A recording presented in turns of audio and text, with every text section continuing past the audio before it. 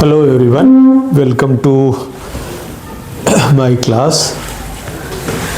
ये 340 लेक्चर में ये determination of CD and CB के बारे में प्रैक्टिकली हम समझ लेते हैं कि जैसे अगर आप प्रैक्टिकली जानना चाहें तो कैसे इसको फाइंड आउट करेंगे।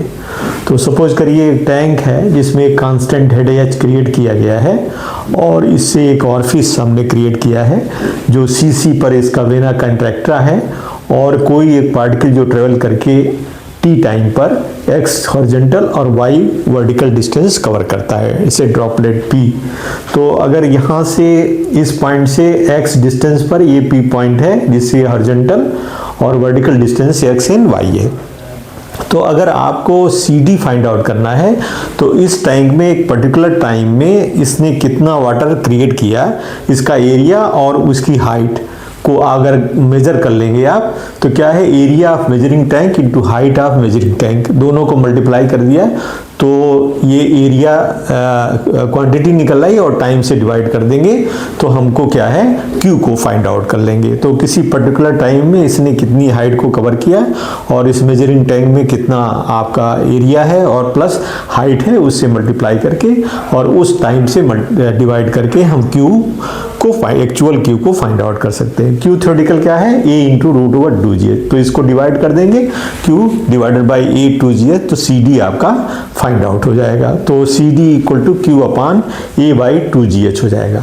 अब सवाल उठता है कि CB फाइंड आउट करना, तो CB क्या है कि V एक्चुअल और B थ्योरेटिकल। तो X डिस्टेंस हमने जो कवर्ड किया है तो X बराबर क्या होगा, B into T, B into T, that is B is a contractor, velocity at the vena contractor और T is the time जो इसमें लगा है। तो X बराबर BT हो जाएगा और Y जो होगा वो हाफ GT स्क्वायर के बराबर होगा कि that is due to gravitational force, तो हाफ GT स्क्वायर के बराबर होगा। और T को अगर T बराबर कर देंगे X बाई V तो यहाँ पर y is equal to half g x by b का होल स्क्वायर हो जाएगा, या आप कह सकते हैं कि y is equal to half g x square upon b square. तो बी स्क्वायर को फाइंड आउट करोगे तो क्या हो जाएगा, half g x square upon y.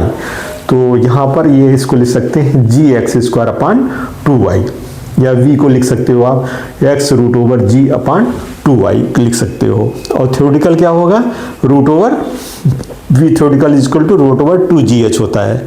तो ये b actual b theoretical x g root over 2y upon root over gh, तो ये g x square upon 2y gh, तो ये हो जाएगा x g कट जाएगा x square upon 4y h या 4hy।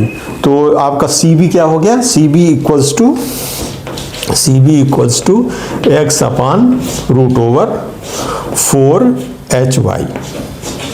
तो ये एक आपका इंपॉर्टेंट इक्वेशंस यहाँ पर, ये third equations you can develop. तो ये CB और CD निकल आया है, तो CC आपको फाइंड आउट करते हो, CC into CB equal to CD, तो आप ये CC को आप फाइंड आउट कर सकते हो CD डिवाइडेड बाई CB के माध्यम से फाइंड आउट। तो इस तरह से अगर ये पार्टिकल्स के डिस्टेंस हॉरिजॉन्टल और वर्टिकल ट्रेवल कर रहा है तो उस केस में CB बराबर x upon horizontal distance divided by root over 4hy के बराबर होगा। तो ये हमको ध्यान रखना है कि that CB equals to x upon root over 4hy, y is a vertical distance. तो ये हमारे लिए यूजफुल रहेगा, हम इसको इस्तेमाल करेंगे। Thank you for being with me.